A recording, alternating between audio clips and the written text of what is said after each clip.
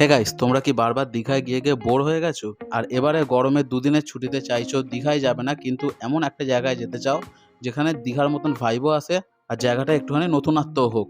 তো চলো, আমি আজ তোমাদেরকে এরকমই একটা জায়গার সন্ধান দিচ্ছি যেখানে তুমি দীঘার ভাইবও পাবে আর জায়গাটা একটু আধটু নতুনত্বও হবে। কিন্তু যারা একদমই পুরনো, যে বারবার দীঘায় গেছে, তারা কিন্তু খুবই ভালো মতন জানে জায়গাটা কোথায়।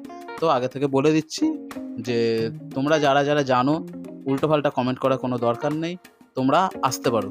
হাওড়া স্টেশন থেকে তোমরা সকাল 6:45-এর যে তাম্রলিপ্তটা থাকে দীঘায় যাওয়ার, সেইটা ধরে ফেলো। ধরে চলে যাও ডাইরেক্ট দীঘাতে।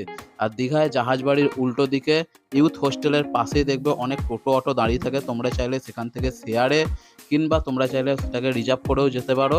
বলবে তালসারি যাব। হ্যাঁ, আমি তালসারির কথাই বলছি তোমাদেরকে। তো আমি কেন তোমাদেরকে টোটো বা অটোয় যেতে বলছি, কারণ তোমরা তালসারিতে যাওয়ার পথে তোমরা এরকম এরকম সুন্দর দৃশ্য উপভোগ করতে করতে যেতে পারবে। আর তালসারিতে গিয়ে তোমরা চাইলে থাকতেও পারবে, কারণ সেখানে এখন অনেক নতুন নতুন হোটেল হয়ে গেছে। আর জায়গাটা এতটা সুন্দর করে দিয়েছে এখন আগের থেকে, যে তোমরা বারবার ওই জায়গাটায় যেতে পারবে।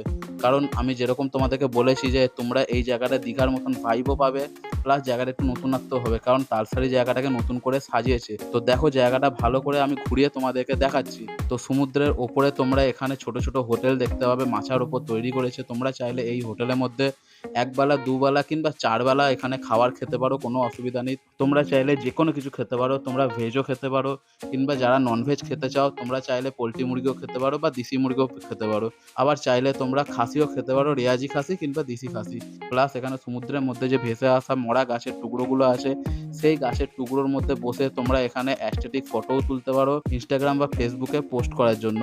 প্লাস সমুদ্রের উল্টো দিকেই আছে এখানে ঝাউবন, যেখানে তোমরা ভালো ভালো ভিডিও বানাতে পারো, ভালো ভালো ফটোও তুলতে পারো।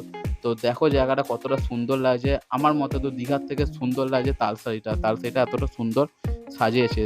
তো তোমরা চাইলে এই জায়গাটা অনায়াসেই আসতে পারো। এখানে হোটেলে তোমরা খেতে পারো, এখানে থাকতেও পারো। দুদিনের ছুটিতেও তোমরা আসতে পারো, চাইলে এখানে একদিনের পিকনিকেও আসতে পারো। তো চলো, আজের ভিডিওটা এইটুখানি। এর পরের ভিডিও তোমাদেরকে আমি দেখাবো তালসারিটা পুরোটা ঘুরিয়ে যে কতটা সুন্দর দেখতে। আর আমরা একটু বেলায় গেছিলাম, তাই জন্য দেখাতে পারিনি। এখানে লাল ক্যাঁকড়াও পাওয়া যায়, তোমরা যদি সকাল সকাল যাও ওখানে লোকালরাই তোমাদেরকে লাল ক্যাঁকড়া দেখিয়ে দেবে।